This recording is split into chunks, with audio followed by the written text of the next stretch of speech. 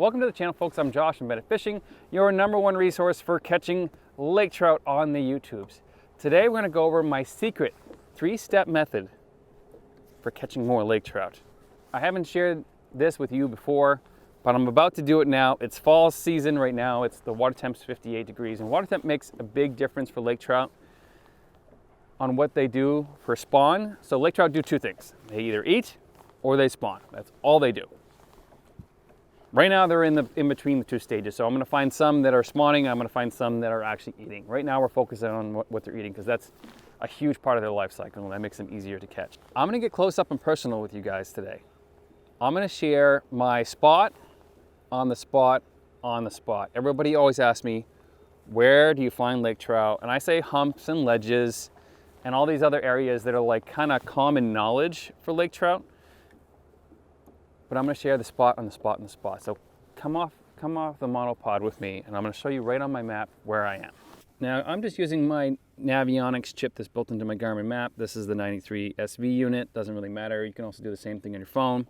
And if you have access to do like water highlights and change the color of them, that is even better. So I found these fish because I've never fished this side of the lake before, so it's all new to me. What we want to do for lake trout is you want to have access to cold water, so 30 feet or more.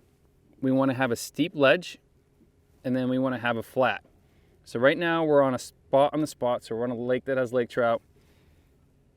We're on a kind of ledge that's also a spot. And then we actually want to move to this little crease right here. See how it gets a little pointy? That's a spot on the spot on the spot. And the reason the lake trout are up in this shallow water, or they're coming from the deep into the shallow water, is I'm going to show you on my my live scope here in a second.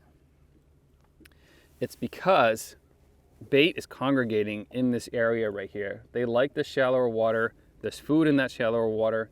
It's warmer in that shallower water right now. So smelt is the main forage in this lake, rainbow smelt. And so they're everywhere. They tend to congregate together in big schools. And they like warmer water than lake trout. Yes, they'll go down deep if they have to. But for the most part, we want to find that spot on the spot and spots. And right now we're on a ledge.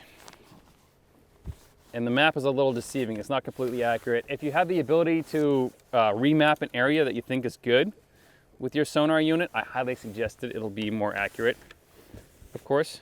And I'll show you in a second why these lake trout are where they are. So we've moved up on the flat to show you what the lake trout are doing. So behind me, down over here, is deep water. There's a ledge, and then right now we're on top of the flat. And on top of the flat is great if it's like 20 to 30 feet. Anything like in 15 feet of water, lake trout get pretty spooky, so I try not to fish up this shallow. So I'm just up here to show you guys what the lake trout are eating. This big school right here, and I'm gonna turn my gain up so you guys can see. All of that right there, all those little specks are smelt or fry of some sort. They can be bass fry, they can be tiny little perch, but for the most part, they're smelt in this lake. So finding the spot on the spot is great. We want to be near that little edge point that I showed you on the map. But this is what we're looking at. So right now I'm up here on top of the ledge, on top, like on the edge of the flat. If you're using 2D sonar, I want you up here, if it's deep enough, into like the 20 to 30 foot range. Because if you're vertical jigging, you want enough time to run away from them fish and give yourself enough running room. And then 2, I want you either to be down here. So down here is a little bit better. So we're gonna go move right there. So now that we've taken care of step 1, step 2 is having the right profile of bait. The biggest mistake that I've seen with jigging with people and people coming out in my boat, they'll bring tackle out and stuff like that, is not matching the profile of the bait that's in that specific lake. That being said, you need to know what's in your lake for bait size. In this lake, we have a lot of pin smelt. So baits, a little tiny rainbow smelt that's no bigger than this, and the max they get is probably 10 inches on a good day. You know, that big. That's huge. A lot of lake trout in this lake are not very big. They're in that 20-inch range, so they're not giants. If you're up in Manitoba or all those big lake trout lakes where the lake trout are average like 30 to 40 inches, use bigger baits because those lake trout are eating bigger baits. When I first started jigging for lake trout, I had a huge issue finding the right stuff. A stout hook really matters, but matching that profile of your bait really, really matters. So what happens when you can't find what you're looking for? You start making it. So on my website, I have the Winnie kit, which is smelt size baits, 2 inches. And then I have the big bait kit, which is 6-inch baits made for bigger lake trout in that 25 to 30 plus inch range. So if you want to support the channel, if you're learning something from this video, make sure you visit bennettfishing.company.site. So what we're going to be using is a tiny, tiny little hook. This is, and I make a bigger hook than this currently. This is a 7mm 0.2 ounce, so under a 1/4 ounce, with a 2-inch white paddle tail. And I also sell these in glow and chartreuse. So this is white pearl. And so we're matching that profile, those 2-inch tiny, tiny little bait fish that are down there. So we're gonna hop back to number 1 real quick. We got the right profile bait on. If we are not seeing lake trout under our boat in 5 to 10 minutes, make a micro move. Move 100 feet, move 30 feet in a different direction, either up on the ledge or down more, or on top of the ledge. The reason I can be on the side of the ledge is because I have live scope. I can actually see up and down the whole ledge, and once the thing's done updating, I'll actually show you what that looks like. But with normal 2D sonar, you'll have a dead spot on the bottom, and you don't want that. You'll miss fish doing that. So I'm just making a micro move with the trolling motor. I'm not on the big gas motor. So now that we got the right stuff tied on, I'll talk about the rod and stuff real quick. I'm using a 7-foot Shimano Expride, and this is the medium. You want something that has kind of almost a full parabolic bend. You want to keep those hooks pinned in their bony little mouths, and don't be afraid to set the hook multiple times on these fish.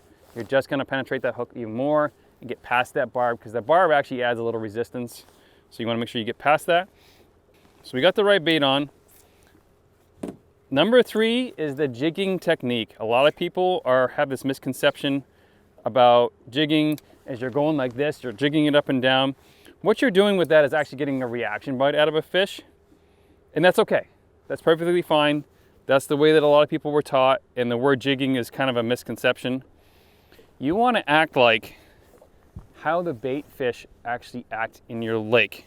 So if you're looking at pin smelt or smelt in general, or a schooling fish, if you've ever watched like any sort of National Geographic video about fish or like reefs and stuff like that, you see a ball of bait fish or like shallow water, and a shark will just kind of like sit in the middle of them and have that kind of balloon around them, like that invisible force field. Bait fish don't move fast. They don't have a lot of energy. They don't have a lot of like energy reserves. They're not barracuda that are swimming really fast. They're not predators, so they don't really need to move fast. What they need to do is stay in that school so they can actually protect themselves. So I'm not using any jigging technique. I'm gonna wait until a fish shows up under my sonar, and then I'm gonna run away from him. Ooh, I just missed one right there. Just like that. So I just missed the fish, but I didn't move really fast. I waited till the fish came up to my jig, which was suspended off bottom. Once my maps are done, I'll show you guys another image of it here. Oh, it's coming back for it.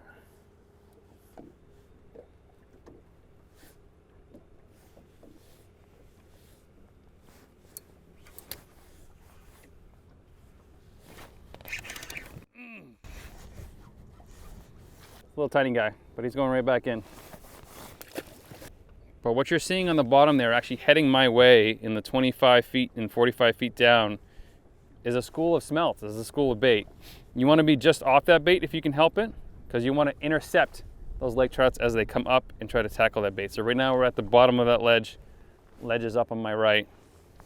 And we're literally just sitting and waiting. We're not jigging. One thing you can do is you can pound bottom a little bit, just stir up the bottom, just create noise in the area. Doesn't hurt anything. All right, there's about to be 2 below me, so I'm waiting. They're actually down there smashing into bait. Got him. So I cast it to that one just because I have the opportunity to. Oh, and he's off. Come on. Horsing him too much. If you want to watch a video on more detail on the specific technique, I'll leave a card right here that you guys can click on, and that's the most deadly way that I fish for them. If your fish are being really finicky, bring that fish straight to bottom and pound that jig right in the mud. So actually you got a fish below me. That way they don't get a full image of it. They don't really see the full thing. They just know something's happening down there in the dirt or the mud, and they can pin it right to bottom. And it's a feel bite. Every once in a while you can just rip it up and start reeling it towards the surface. So step 3 is really dependent on what your fish are doing. I'm fishing for smelt. The most deadly technique that I found is just hold it 5 to 10 feet off bottom and wait for something like a red line basically on your screen to come up and hit that jig and run it away from them. Just literally match their speed, run it right to the surface. These fish aren't in that mood today. They're not really in the chasing mood. I've got a couple off bottom kind of off camera here. But that's it. Step 1, find the spot on the spot on the spot. If you can't find the spot on the spot, just go for a flat, a ledge, and then another flat. Find that bait with your 2D imaging and kind of either go on top of the flat, on the bottom of the flat. Step 2 is you got to use the right profile bait. I know tubes work. They're kind of in that finesse style. They can use really big tubes. You can use really small tubes. They have a lot of action and stuff like that.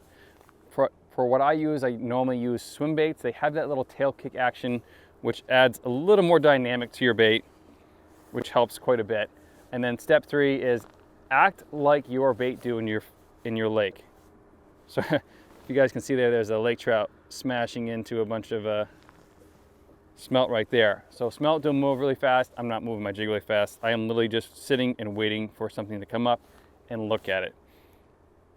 And step kind of as part of that bait, a lot of my baits glow in the dark. That matters when you're past that 40, 50, 60 foot mark, especially in the wintertime when everything's dark. So if you found this video helpful, make sure you give it a thumbs up or comment below. If you want us to help support the channel or get the baits that are specific to alewives or smelt, or even bigger style baits, visit bennettfishing.company.site. And if you want to learn more about lake trout, either click here or click here. I have a beginner series and an advanced series of how to fish for lake trout. So I'll see you on one of those next videos.